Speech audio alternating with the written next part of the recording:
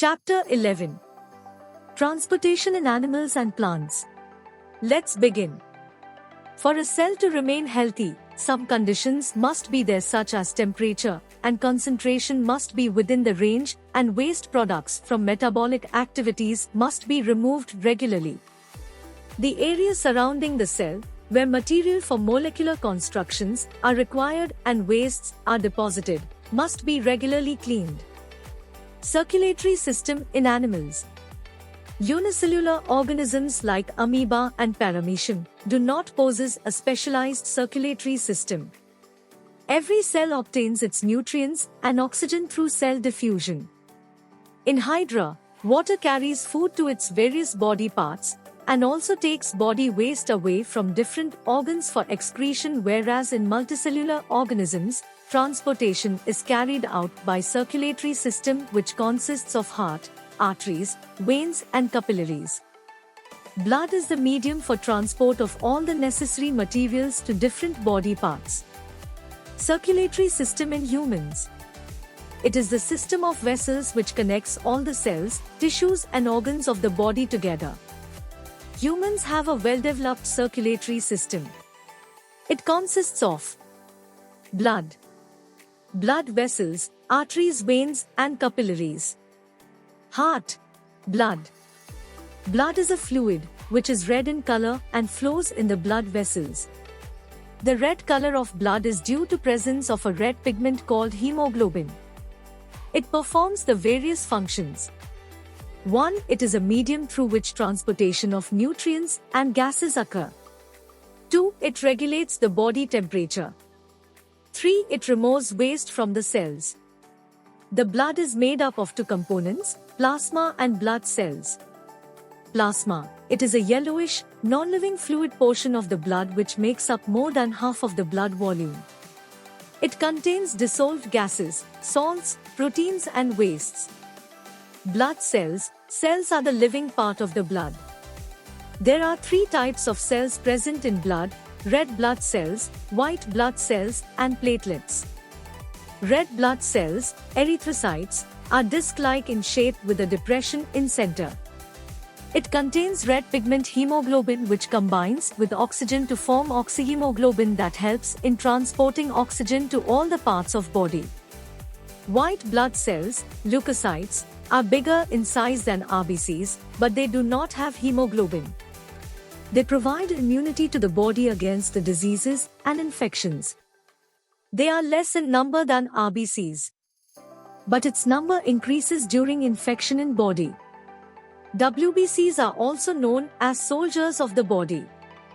Blood platelets, thrombocytes, are irregular, colorless and much smaller in size than WBCs. They help in stop bleeding by making blood clot over the injured site. When a wound starts bleeding, proteins which have dotting factors work with platelets in the blood to stop bleeding.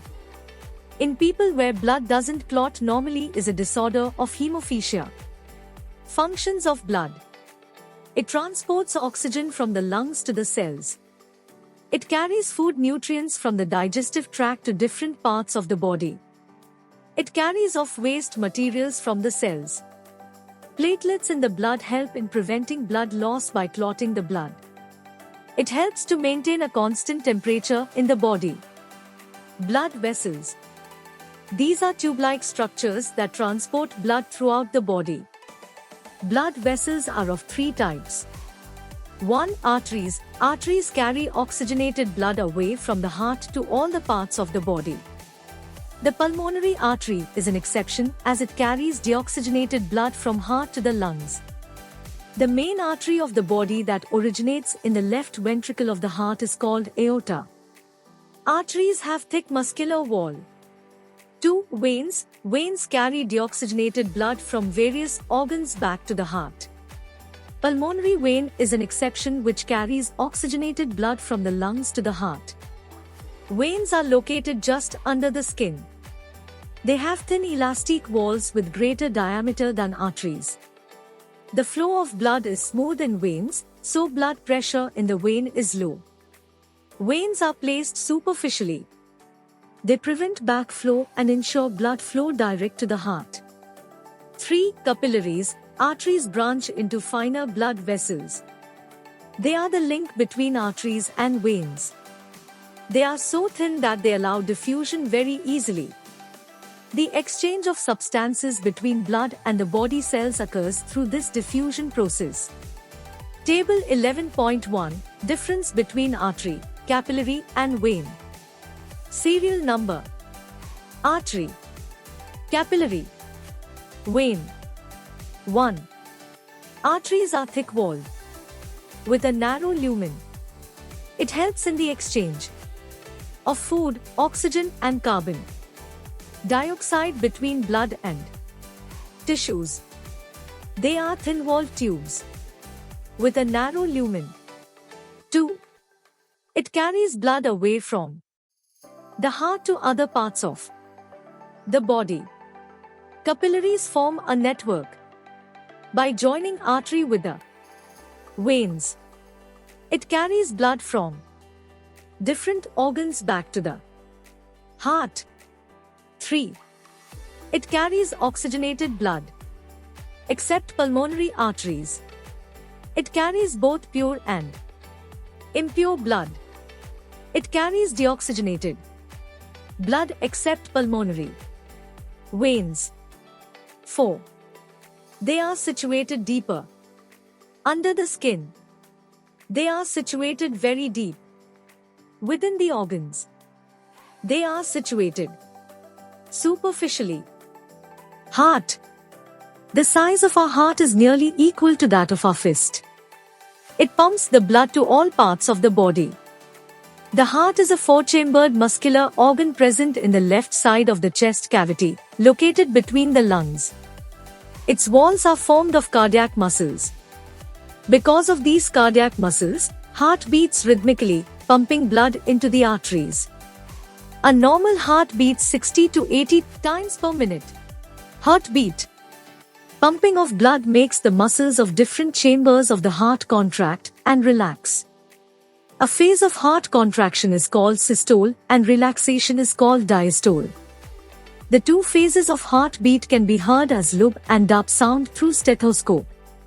This sound can be heard as heartbeat. The heart of a normal human beats for 72 times in a minute. The heart pumps about 70 ml blood in one beat.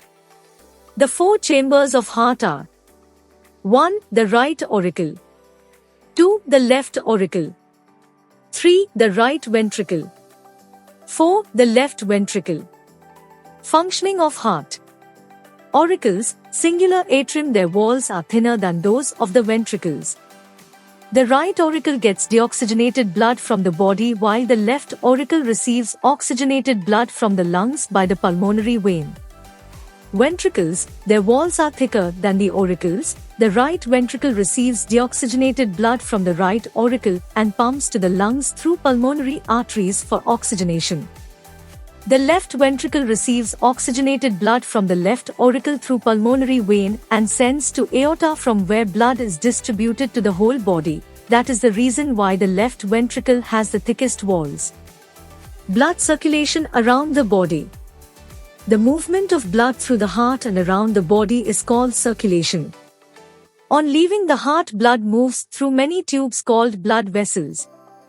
These blood vessels are attached to the heart. The blood vessels that carry blood away from the heart are called arteries. The ones that carry blood back to the heart are called veins. The following substances need to be circulated in the human body for its proper functioning.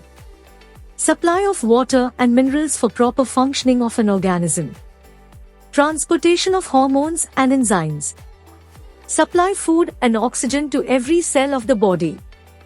Removal of waste products like carbon dioxide, ammonia, urea, etc., which are being generated as a result of various life activities. Functions of circulatory system. 1. It helps in the transportation of gases. 2. It transports wastes from the cells. 3. WBCs protect us from infections, which are the part of circulatory system. 4. It helps in maintaining the body temperature by transporting heat. Excretion in animals. Unicellular organisms like amoeba, Paramecium and Hydra, etc., do not have a well-developed excretory system. They excrete their body waste through diffusion, i.e., through their skin. Animals such as leeches, insects, and earthworms, etc., have tubular structures that help them to get rid of body wastes. In contrast, other small animals produce a variety of waste products like ammonia, carbon dioxide, urea, etc. This toxic waste has to be eliminated from the body, and this process of removal of toxic wastes from our body is called excretion. The organs involved in the excretion process are called excretory organs. Excreting system in humans. The human body excretes waste through the following ways. 1. Through exhaled air. Carbon dioxide is the byproduct of respiration which is sent out of the body. 2. Through sweat. Sweating is important for regulating the body temperature. Our body gets rid of wastes like urea, salts and water through smaller outer openings called sweat pores. It helps to keep the body cool by losing heat. 3. Kidneys. The excretory system of human consists of pair of bean-shaped, dark red flattened organs which are present in the abdominal cavity on either side of backbone. They are placed asymmetrically. The left kidney is little higher than the right one. The basic and functional unit of kidney is nephrons that are called tubules. The renal artery brings blood to the kidneys and renal veins take it away. Ureters. There are a pair of narrow, tubular structures which arise from the kidneys. They transport urine from kidneys to the urinary bladder where it is stored. B. Urinary bladder. It is a sac-like structure situated in the pelvic region of the abdominal cavity. It stores about 0.5 liters to 1 liter of urine before its disposal to urethra. C. Urethra. The urethra is a muscular tube which starts from the neck of urinary bladder and ends at the urinary opening.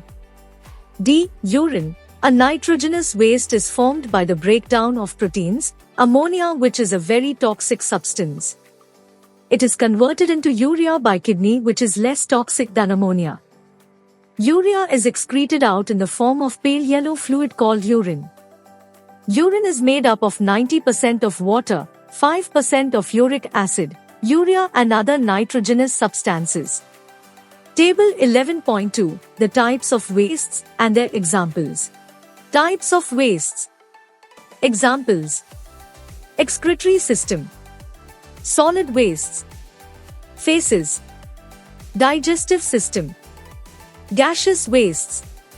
Carbon dioxide. Respiratory system. Chemical waste, water, urea.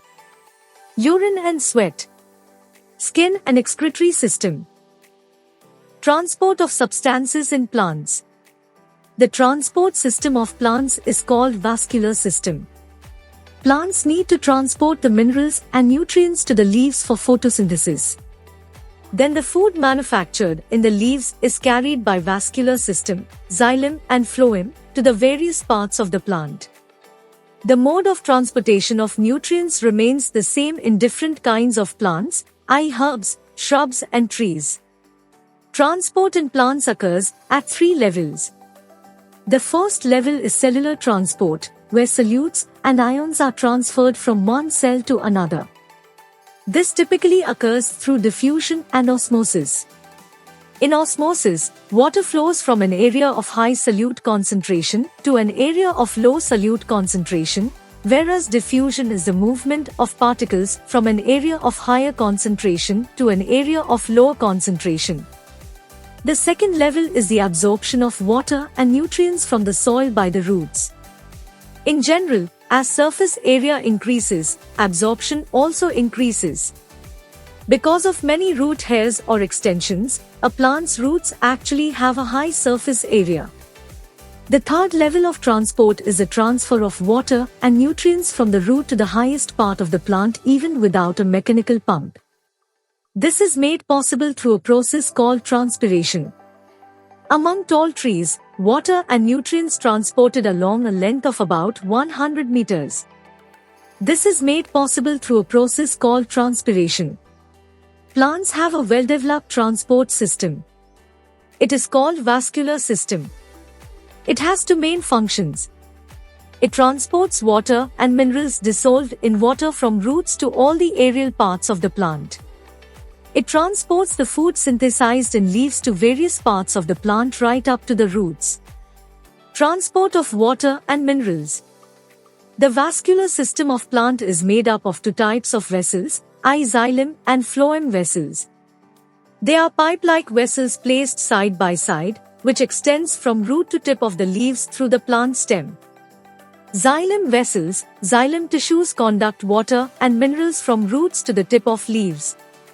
This upward movement of water and minerals is called ascent of sap. Continuous loss of water, through transpiration process, from the surface of leaves generates low pressure, which results in pulling up of water and minerals. Same happens when we drink juice through straw. In this way, water and minerals get transported. Phloem vessels, once the food is ready in the leaves, it is sent to all parts of the plant. This process of transporting food to all plant parts is called translocation. Phloem vessels carry synthesized food to all parts of the plant. Transpiration. It is the process by which water is lost from leaves in the form of tiny droplets through stomata. Loss of water by transpiration builds a suction force in the xylem tissue of the plant, hence, water is pulled up. This process helps in cooling of plants. Excretion in plants. The main excretory byproducts of plants are 1. Carbon dioxide and oxygen. Carbon dioxide is formed as a result of respiration and oxygen is formed as a result of photosynthesis. 2. Excessive salts. Excessive salts get deposited as crystals in plants. 3. Excessive water. It is removed through stomata. 4. Resin, latex and gums. Many plants get rid of their toxic wastes in the form of resin, latex and gums. These byproducts can be used for the manufacturing of varnishes, rubber and paints.